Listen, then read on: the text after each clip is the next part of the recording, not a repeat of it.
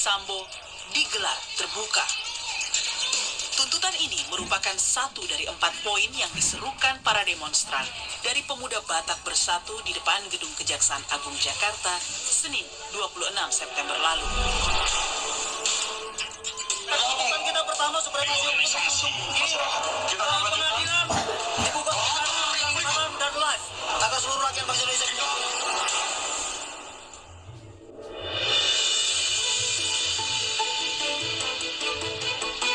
Nyaris 3 bulan, keluarga Brigadir Yosua tak kenal lelah dan menyerah dalam memperjuangkan keadilan bagi almarhum. Sang ibu, Rosti Simanjuntak, yang sangat lama terpukul atas kehilangan putra kebanggaannya itu, kini mulai bangkit. Guru sekolah dasar ini bersama 10 keluarga inti terlihat sudah lebih tegar saat mendatangi Polda Jambi pada 25 September lalu.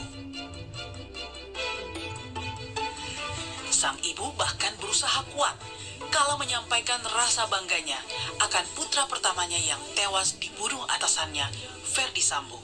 Dengan melihat sorotan mata aja dia, dari kecil dia diberikan Tuhan suatu feeling insting yang luar biasa yang bisa mengerti akan keadaan kondisi mamanya, bahkan kondisi kakak dan adiknya. Memang tidak ada yang bisa diberikan anakku berupa materi, tapi Tuhan kirim dia mampu memberikan perhatian, perbuatan maupun tindakan yang bagaimana anak yang dikirim Tuhan ke dunia ini. Kami cuma mohon bantu kami Bapak Ibu untuk mengungkap kasus ini, agar kasus ini terungkap dengan kebenaran dan keadilan dari Tuhan. Tangis dan rindu yang dirasakan sang ibu akan sosok Yosua turut pula dirasakan oleh sang kekasih, Vera Mareta Simanjuntak. Perempuan yang merupakan lulusan D3 kebidanan ini juga mulai tegar. Hal ini nampak kala Vera berkumpul dengan keluarga inti Yosua di Polda Jambi. Vera yang telah menjalin hubungan selama 8 tahun dengan almarhum Yosua ini sebelumnya berencana akan menikah pada 2023 mendatang. Namun Tuhan berkehendak lain. Oh iya, itu sakit sayangnya sama kita deh. Nah, kalau kamu udah rasakan itu.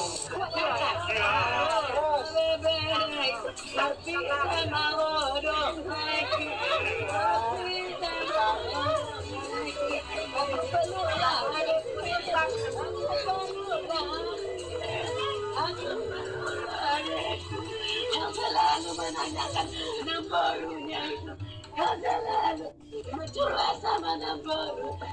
Ayah kepada umat dekat Allah Tuhan. Iya, itu aja.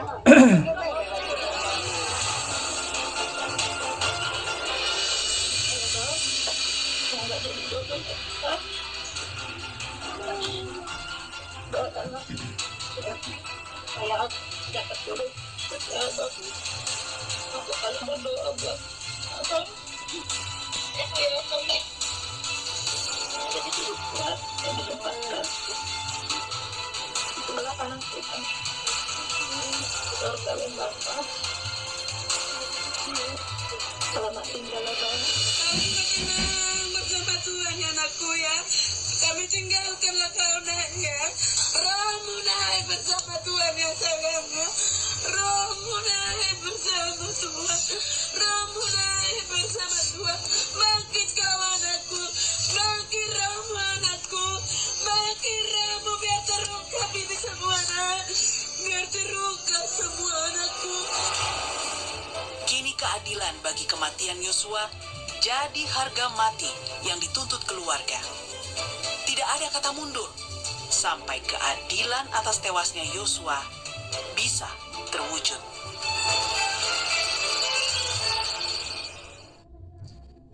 Saya sudah bersama Ibunda almarhum Yosua. Ia adalah Ibu Rosti Simanjuntak dan kekasih almarhum Yosua, Vera Simanjuntak. Terima kasih Ibu Vera sudah datang ke Kompas TV di acara Rosi. Terima kasih. Saya sangat menghargai sekali. Pada hari ini kita bicara, hari Kamis tanggal 29 September. Ibu baru saja landing ya dari Jambi, baru sampai di Jakarta. Ya benar Kak. Dari bandara langsung ke Kompas TV. Ibu apa kabar? Sehat, Sehat? baik. Baik. Gimana tadi perjalanan di pesawat dari Jambi sampai Jakarta? Aman, dalam keadaan aman. Waktu terakhir Kompas TV ke Jambi, Aiman sempat ketemu sebentar sekali sama ibu. Iya. Waktu itu ibu hanya bisa menangis, memandang foto Yosua. Sekarang saya lihat ibu sudah lebih tegar. Karena kasih Tuhan. Apa yang ibu rasakan belakangan ini? Ya, yang saya rasakan masih tetap pilu, sedih, hancur hati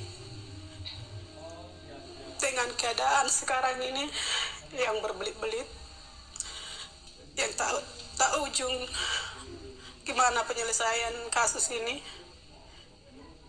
Jadi membuat kami sangat terpukul, jiwa terguncang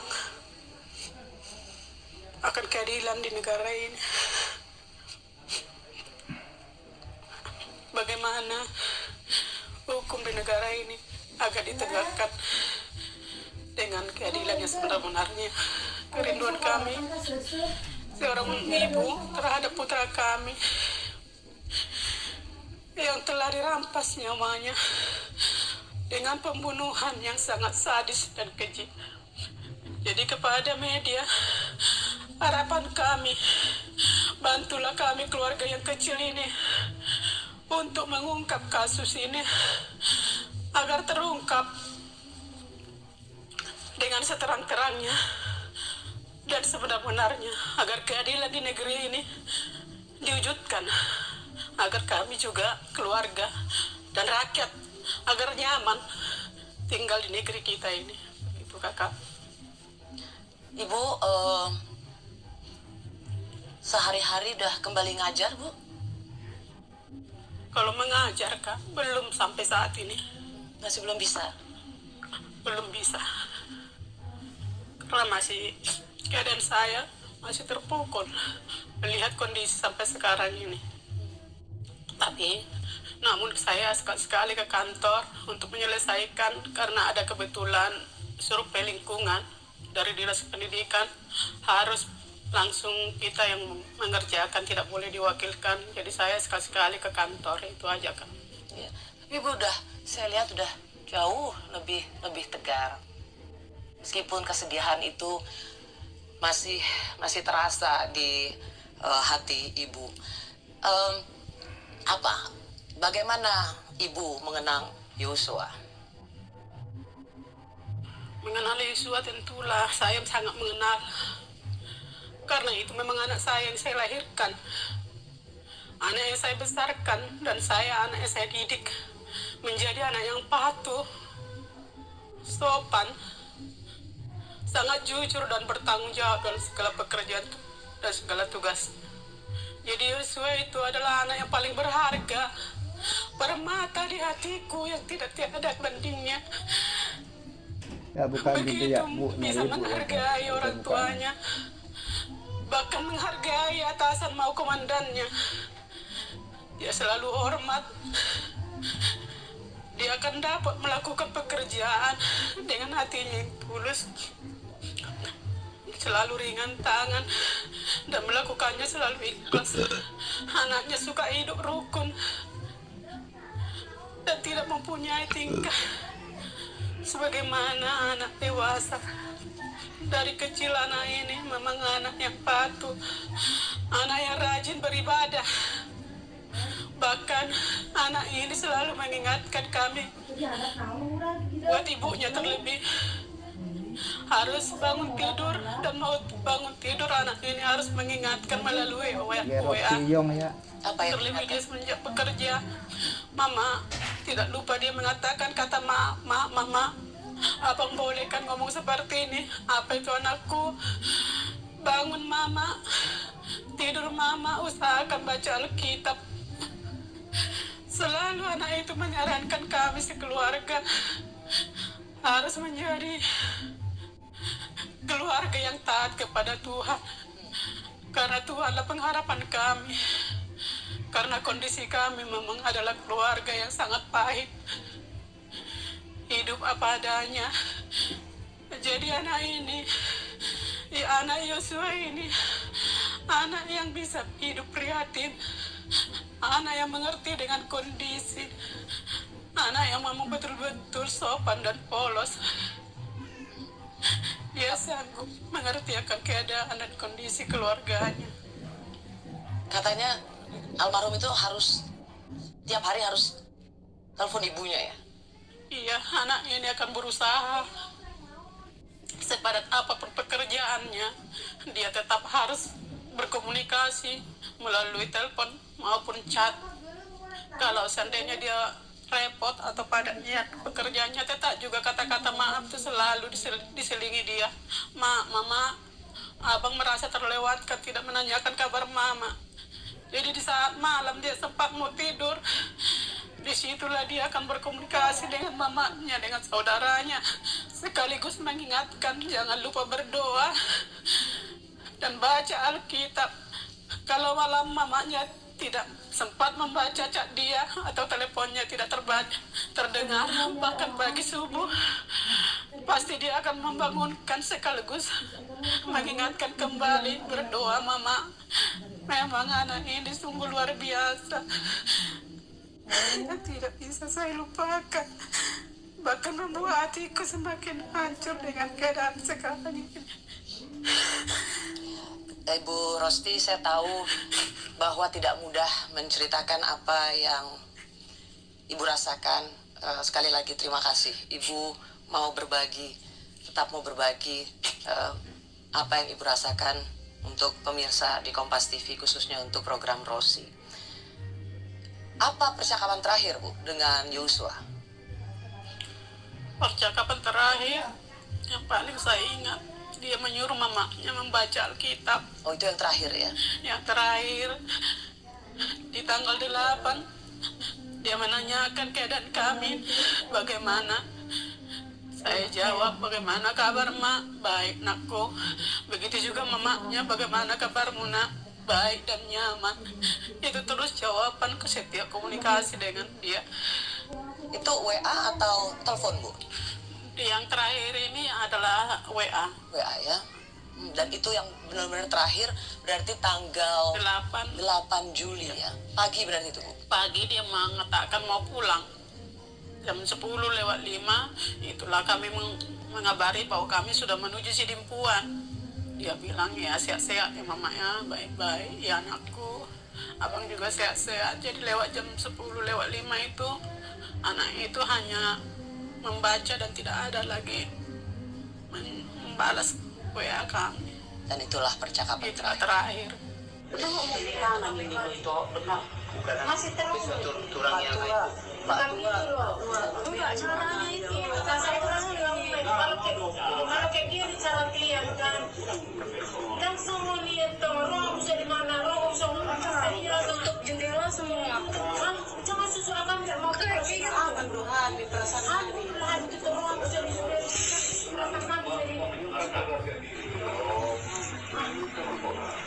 jadi semua jadi keluarga tadi kan trauma masih trauma coba bayangkan bapak di bapak siapnya anak bapak kalau dikebumikan dibalikan aja di perjanjian pun anak ada acara ini kayak gini.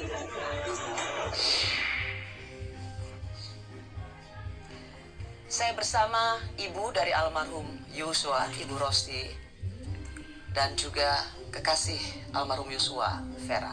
Ibu, ini divideokan oleh adiknya Ibu ya, kalau nggak salah tantenya Yosua, pada hari Senin tanggal 11 Juli. Ibu ada di ruangan yang sama? Ya ada, kebetulan kan ruangan itu dua, itu kan rumah sekolah. Kebetulan mereka di ruangan sebelah, saya di ruangan sebelah, tapi masih satu inilah. Ada waktu itu. Ada. Ya, sebenarnya kayak gimana sih kejadiannya Ibu? Kejadiannya di situ sesudah anak di pemakaman, jadi pulang ke rumah, kan dari Marga Huta Barat harus memberikan Ulos. bukan makan si pahit-pahit katanya kalau di bagian adat Batak. Oke.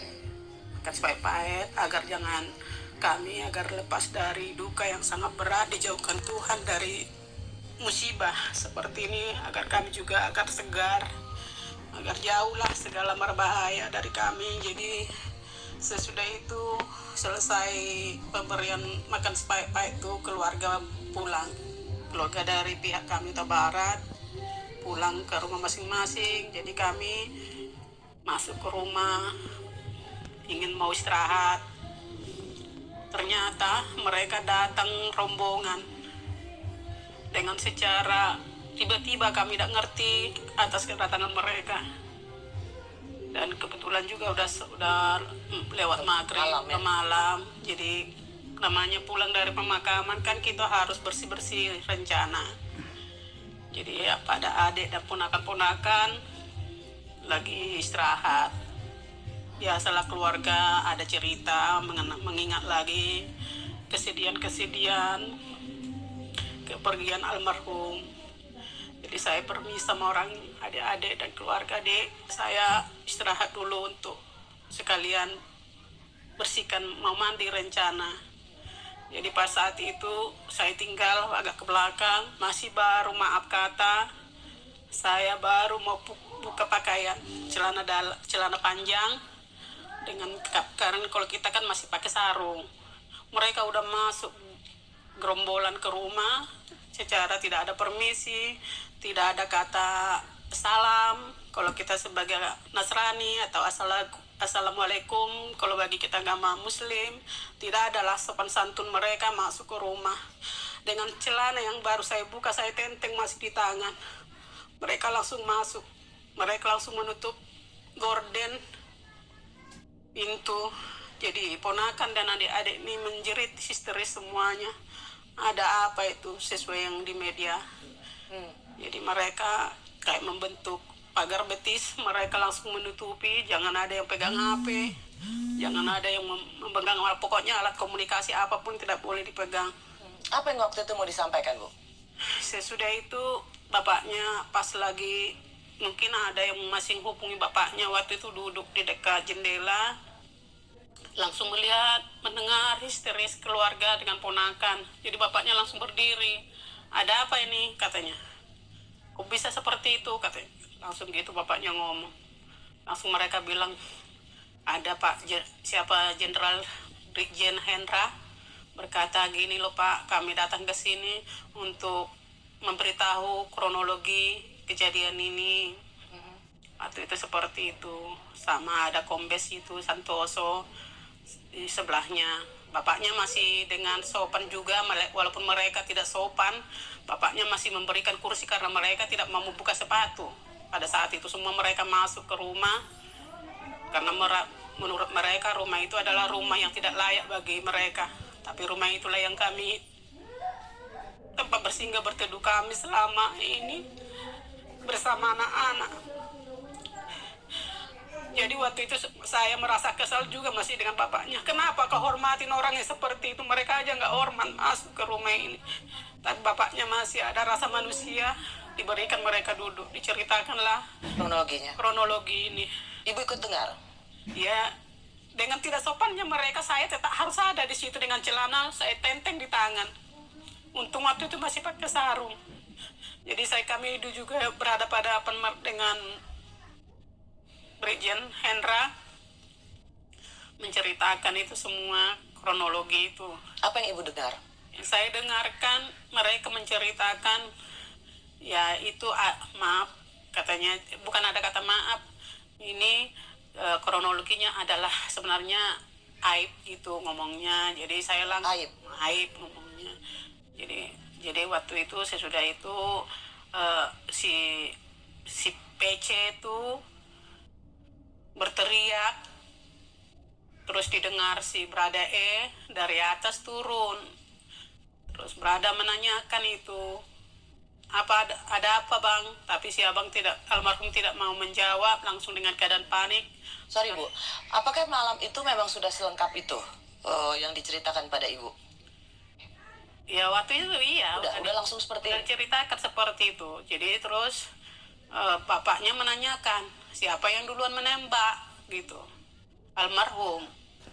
Jadi tidak ada satupun yang kena, tidak ada sampai ke situ ceritanya itu. Jadi bapaknya ngomong saya aja tidak seorang penembak atau tidak ada bidangnya di situ. Kalau memang menembak dengan jarak 5 meter atau 7 meter, anak saya yang duluan menembak, tidak mungkin tidak ada yang kena. Jadi Baradae tidak ada kena sama sekali, tidak, karena mengelak di tangga. Itu ceritanya saat itu. Jadi hari Senin tanggal 11 Juli itu sudah langsung diceritakan kronologinya. Dan Ibu dengar. Saya dengar. Termasuk ada semacam disebut, ini aib. Iya, di saat dia mau jemput aib itulah dalam tubuh yang tidak berdaya, saya sedang lagi keadaan shock dan lemah. Seakan-akan saya diberikan Tuhan suatu kekuatan untuk menentang mereka. Saya langsung bilang, memang saya nggak ada menyebut Pak atau apapun, langsung bilang, apa kata kamu? Aku bilang gitu, memang langsung saya ngomong gitu. Anakku melakukan aib, kamu bilang gitu. Saya yang melahirkan anakku, saya yang besarkan anakku, saya yang mendidik anakku, jadi saya tahu dengan karakter anakku. Jadi aku bilang, mungkin kalau anak-anak sampean mungkin ada seperti itu. Saya bilang, waktu itu memang saya agak keras. Karena saya terpukul, anakku sudah mati. Mereka fitnah lagi dengan kata-kata aib waktu itu. Jadi saya dengan bantuan Roh Kudus, saya bangkit, saya berdaya saat itu. Saya bilang, bapaknya juga ngomong, sesudah saya udah agak sedih, bapaknya langsung bicara lagi. Jadi tidak ada kena, tidak ada. Ini aja Pak, kan seorang rumah jenderal pasti dilengkapi dengan safety yang sangat kuat dan nyaman katanya. Ada CCTV di situ kata bapaknya. Memang ada Pak kata kombes itu. Tapi ada kata tapinya. Dengan ruangan utama menuju kamar si PC itu nggak ada itunya, CCTV-nya. Begitu ya kata bapaknya. Jadi mereka selesai berdialog, saya sampari lagi, saya bilang, di sekolah ini aja, di desa-desa ada CCTV. Saya ngomong gitu. Kalau Bapak udah percaya, ayo kita ke kantor, kita buka semua. Berapa banyak Bapak datang ke sini, siapa saja orangnya, Pak, kelihatan di situ. Saya bilang gitu. Langsung kombes itu ngomong, Ibu jangan memojokkan kami. Dia bilang begitu? Dia ngomong gitu. Lalu? Saya jawab, memojokkan apa? Ulang, kalau kalian bicara kami dengar. Kalau kami bicara kalian bilang pojokkan. Kalau gitu diam, keluar semua. Saya bilang memang kayak gitu. Nah, ya waktu saat itu, itulah bapaknya langsung ngomong lah. Ya itu memang benar kata istri saya, kalau mau Bapak mau percaya ke kantor gitu. Karena sudah saya bicarakan kayak gitu, secara perlahan-perlahan mereka keluar satu persatu sampai habis dari rumah. Cuman malamnya langsunglah HP kami diretas semua. Tidak bisa menghubungi bisa sama sekali. Siapapun, tidak bisa melihat WA dari siapapun, semua diretas. Nah, itu yang terjadi pada saat itu. Ada itu penyidiknya yang katanya dari Polres itu dari mana-mana. Kalau Bapak dan Ibu tidak percaya, segera ke Jakarta, lihatlah di situ tembakan si Joshua meleset semua di dinding katanya. Datang bapaknya bilang, bisa aja itu ditembaki semua. Kalau memang Baradae udah penembak jitu, kenapa itu tidak dikirim ke Papua sana? Harus menghabiskan dana negara. Itu aja dikirim ke Papua sana untuk menyelesaikan itu semua katanya itu. Makanya mereka mungkin kalah malu apa gimana. Memang Tuhan beri kami roh hikmah waktu itu berbicara, bukan kami ada daya atau kekuatan, tapi Tuhan berikan kami roh hikmah untuk berbicara. Mereka satu persatu pergi tanpa ada permisi. Jadi ketika menyebut kata aib, itu yang Ibu Rosti langsung merasa ada yang harus dibantah dan dilawan. Iya. Anda itu misalnya tidak disebutkan, mungkin situasinya bisa berbeda ya? Iya. Ya tetap juga kita namanya sama anak udah dibunuh dengan masih. Maksud saya itu yang menambah Ya semakin kekuatan terpukul, untuk makin kekuatan kita harus bangkit untuk itu. Tuhan juga akan, ternyata Tuhan kirim saya kekuatan untuk bangkit, menyangkal omongan mereka atau memberikan pendapat kita kepada mereka yang datang dari Mabes sana. baik. Ibunda Yosua sempat meneriakkan nama Putri Chandrawati untuk bertanggung jawab atas kematian putranya. Mengapa harus menyebut nama Ibu Putri? Mana Bu Putri? Mana tanggung jawab Bu Putri? Mana? Kebohongan jadinya. Kebohongan semua. Kamu punya anak ibu. Kamu seorang ibu. Mana naluri ibu saya? Ibu Rosti, kenapa? Apa yang membuat Ibu harus menyebut nama Bu Putri di pemakaman? Saya menyebut itu karena saya seorang ibu. Kalau seorang ibu itu pasti mempunyai naluri hati yang sangat lembut kepada anaknya. Yesus akan anaknya yang sudah bertugas di rumahnya, penuh tanggung jawab mengurus rumah tangga mereka dalam segala pengawalan, dalam segala tugas di rumah, dalam mengurus keluarga. Selama ini Yosua yang dipakai mereka semenjak si Yosua kerja di sana. Jadi saya seorang ibu yang memiliki hati nurani. Pasti kalau dia seorang ibu, pasti dia melindungi anakku, tidak membiarkan anakku sampai mati tergeletak dengan tubuh yang sangat kaku. Enggak ada satupun mereka yang memberi perlindungan kepada anakku. Itu membuatku semakin terguncang melihat tingkah seorang perempuan. Dia yang memiliki anak, tapi kasihnya tidak ada sedikit pun. Tidak ada rasa kemanusiaannya sedikit. Padahal selama ini Bu itu baik pada keluarga. Selama ini, kalau Yosua pulang, dia bercerita, "Ma, tolong belikan pesanan ibu." Mereka juga memberikan memang sekedar, tapi kami juga akan mengembalikan apa adanya. Dari situ kan seorang ibu bisa menilai berarti ibu ini adalah seorang ibu yang mempunyai naluri hati yang benar, seorang ibu. Tapi ternyata sekarang ini sangat-sangat pilu hati melihat seorang ibu yang membiarkan anakku terbunuh di tangan mereka. Ya telepon ya. Aduh, si ini apa? Adel.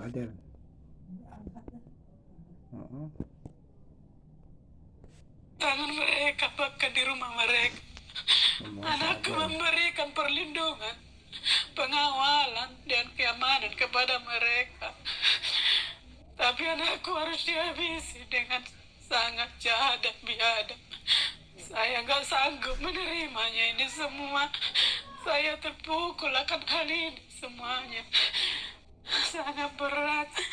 Jiwaku terguncang dengan anak kesayangan yang begitu patuh dan bertanggung jawab dalam tugas. Memang kecil luar biasa. Nggak nyangka tega-teganya dia juga menghabisi anakku tanpa ada kabar sedikit pun, tanpa ada pemberitahuan sedikit pun buat kami. Sebagai anak-anakku tidak berguna bagi mereka, hanya mereka yang berguna. Luar biasa kejamnya, luar biasa jahatnya mereka. Ibu mungkin menenangkan diri dulu. Saya mau tanya ke Vera. Saya lihat ngerobek waktu itu apa tuh? Mengartikannya, Ver? Kalau di adat Batak itu, Bu, untuk tanda perpisahan dengan yang sudah meninggal, jadi tidak ada lagi bisa ada kata bersatu kembali gitu. Pisahkan oleh maut. Ya. Vera kan juga diperiksa penyidik ya, karena ada percakapan terakhir soal supaya membuka hati pada pria lain, dan termasuk ada telepon di hari H atau di Jumat 8 Juli itu sekitar jam berapa? 4:30 ya? Jam 4:30. 4:30 yang isinya adalah waktu itu yang saya ingat pokoknya ada situasi para ajudan tertawa-tawa gitu, benar ya? Iya. Waktu itu apa percakapanmu, Fer? Almarhum abang cuma nelpon saya menelpon dia jam 16.31. Karena ada panggilan tak terjawab 4 kali, jam 16:10 di tanggal 8 itu tidak saya angkat karena saya dalam perjalanan mau pulang ke rumah dari Bangko gitu. Nah, sesampai di rumah karena melihat ada panggilan tak terjawab, saya telepon gitu. Saya telepon tapi nggak masuk, memanggil. Jadi saya WA, kasih kirim pesan, adik, kenapa bang, ada apa bang gitu. Adik baru pulang dari Bangko beli pampers Gepa karena saya punya ponaan, jadi saya belanja gitu. Jadi pas itu tidak masuk WhatsApp-nya, hanya checklist 1. Sudah nggak bisa dikontak? Tiba-tiba gitu, terus tiba-tiba langsung checklist 2, langsung delete. Saya tunggu-tunggu balasan, kok nggak ada balasan gitu, cuman dibaca aja gitu. Akhirnya saya telepon, saya tunggu-tunggu tidak ada jawaban, saya telepon. Itulah jam 16.31 saya telepon dan diangkat. Dan almarhum abang cuman bilang, saya tanya kenapa bang gitu, bentar ya dek, bentar nanti abang kabari lagi. Dan itu terakhir? Itu terakhir. Ketika Vera mau coba kontak lagi udah nggak bisa ya? Udah nggak bisa lagi. Satu malam sebelumnya, tanggal 7 Juli, itu adalah saat dimana telepon dan mengatakan bahwa dia agak resah ya, atau menceritakan pada Vera soal kurang ajar. Ya. Apa maksud kurang ajarnya tuh? Waktu itu dia nelpon, tiba-tiba nelpon saya jam 8 malam. Saya angkat, terus mati teleponnya. Tiba-tiba langsung ada 4 panggilan tak terjawab. Setelah itu dia nelfon lagi jam 8:30 gitu. 8:30 malam saya angkat, dia bilang, mama abang cuman bilang, lagi di mana dek gitu, lagi dinas malam bang. Kenapa? Kurang ajar, dia bilang seperti itu. Kurang ajar itu mengacu ke siapa? Ke squad di sini. Oke. Lengkapnya gimana sih? Kurang ajar, dia bilang gitu. Terus karena ada bahasa dari dia kurang ajar, kan saya lagi dinas malam. Jadi nggak enak didengar kawan-kawan saya cari tempat yang nyaman untuk bicara gitu. Terus, kenapa tadi bang? Saya bilang seperti itu. Kurang ajar orang ini, dia bilang. Kurang ajar gimana? Saya bilang. Ibu sakit, dia bilang. Aku dituduh bikin ibu sakit. Sakit apa? Dia bilang kayak gitu. Nggak tahu saya, dia bilang. Terus setelah itu aku diancam. Dia langsung berbicara seperti itu. Aku diancam. Diancam bagaimana? Aku bilang kayak gitu. Berani kau naik atas, ku bunuh kau. Dia bilang gitu. Siapa yang ancam? Saya tanya. Adalah, dia bilang. Sudah tuh, siapa? Saya tanya lagi, Bu, siapa? Squad di sini. Squad di sini. Jadi bukan squad, tapi squad. Squad di sini. Setelah itu, emangnya abang ngapain ibu? Saya bilang. Abang ada pukul ibu? Saya bilang kayak gitu. Oh, kamu nanya itu? Iya. Ya enggak lah dek, dia bilang. Ya udah abang jangan takut. Dia bilang, kalau abang nggak salah abang jangan takut. Saya bilang kayak gitu. Iya, kata dia. Dia bilang kayak gitu. Udah tuh, emangnya abang sekarang lagi di mana? Saya bilang. Aku lagi di Magelang. Dia bilang gitu. Habis itu ya udah ya, nanti aku kabari lagi. Udah gitu. Termasuk aneh nggak percakapan itu menurut Vera? Aneh. Anehnya? Ya, anehnya ya karena dia bilang dia tidak salah, tapi kenapa dia dituduh gitu? Selama ini sering nggak menceritakan soal pekerjaan atau relasi dengan sesama pengawal, relasi dengan atasan? Kalau untuk bagaimana pekerjaannya dia nggak pernah cerita kemana nggak. Cuman dia bilang pekerjaan saya, abang ini sibuk deh, jadi harap maklum kalau jarang ngasih kabar kayak gitu.